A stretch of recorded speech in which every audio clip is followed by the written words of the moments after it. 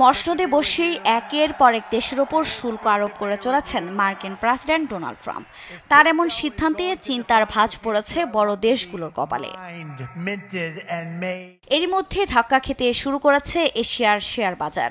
সম্ভাব্য বাণিজ্য যুদ্ধের আশঙ্কায় পড়েছেন বিনিয়োগকারীরা।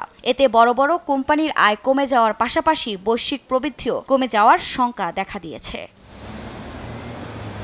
সোমবার সকালে হংকংয়ের হ্যাংসেং ইন্ডেক্স কমেছে 0.7%। জাপানের নিক্কি 225 সূচকের পতন হয়েছে 2.8%। দক্ষিণ কোরিয়ার কোসপি সূচকের পতন হয়েছে 3% এবং অস্ট্রেলিয়ার ASX 200 সূচক কমেছে 1.9%। একই পথে ক্রিপ্টো মার্কেটও। বিটকয়েন বিশ্বের বৃহত্তম এবং সর্বাধিক পরিচিত ক্রিপ্টো। বিশ্বে বাণিজ্য যুদ্ধের শঙ্কার মধ্য দিয়ে যাচ্ছেন বিনিয়োগকারীরা। এর সরাসরি প্রভাব পড়েছে এশিয়ার বাজারে। তথ্য বলছে গেল 3 সপ্তাহের মধ্যে সবচেয়ে বড় পতনের মুখে বিটকয়েন। এদিকে কানাডা ও মেক্সিকো যুক্তরাষ্ট্রের বড় বাণিজ্য সহযোগী। যুক্তরাষ্ট্রে রপ্তানি করা পণ্য ও সেবার 75%ই আসে কানাডা থেকে। নতুন শুল্ক আরোপের কারণে দেশটির অর্থনীতি মারাত্মক ক্ষতির মুখে পড়বে বলে আশঙ্কা করা হচ্ছে। তবে দ্য লন্ডন স্কুল অফ ইকোনমিক্সের অর্থনীতির সহযোগী অধ্যাপক টমাস স্যামসন এরই মধ্যে সতর্ক করে বলেন, ট্রাম্পের এর শুল্ক আরো ভালো কিছু বয়ে আনবে না। এতে সমানভাবে ক্ষতিগ্রস্ত হবে উভয় পক্ষই।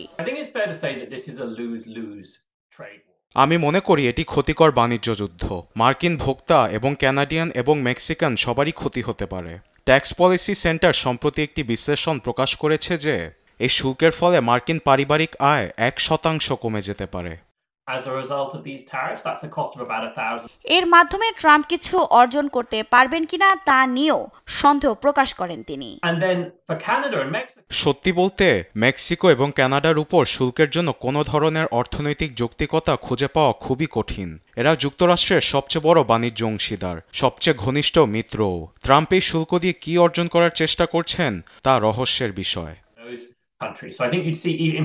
ট্রাম্পের এ কর্মকাণ্ডে ই-কমার্স কোম্পানিগুলো সবচেয়ে বেশি ক্ষতিগ্রস্ত হতে পারে বলে আশঙ্কা সাপ্লাই চেইন বিশ্লেষকদের। আফরিন মৌ, নিউজ ডেস্ক, দেশ টিভি।